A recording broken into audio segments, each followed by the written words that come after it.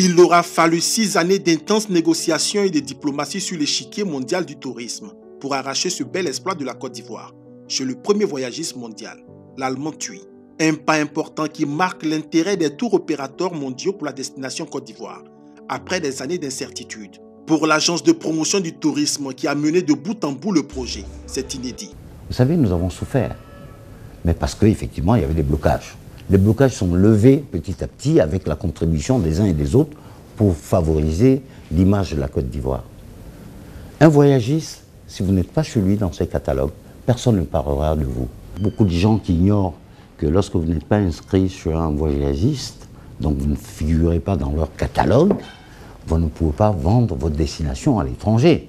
Donc le travail, ça a été d'abord de faire en sorte que nous soyons inscrits comme une destination de choix, avec plusieurs thématiques.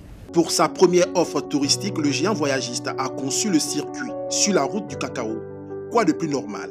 La Côte d'Ivoire est le premier producteur avec 60% de la production mondiale.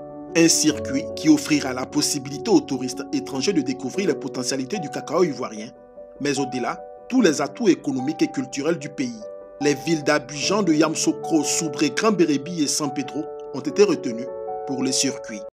Aujourd'hui, nous sommes heureux à double titre. C'est que les Américains ont considéré, avec le travail acharné de la Première Dame, que nous sommes dans la ligne droite de progression pour éradiquer le travail des enfants dans nos plantations. Mais l'occasion a été bien donnée à TUI de ressortir notre dossier et de dire que si la destination est viable dans ce sens-là, vu le travail des autorités ivoiriennes, nous pouvons considérer votre offre et mettre en place ce circuit cacao. Un tour opérateur est un organisme chargé d'assembler à travers un package plusieurs prestations de ses fournisseurs, que sont les compagnies aériennes, les agences de voyage, les hôteliers, les autocaristes, les restaurateurs et les guides. La dernière fois qu'a figuré la destination Côte d'Ivoire dans l'offre touristique d'un tour opérateur date de 20 ans.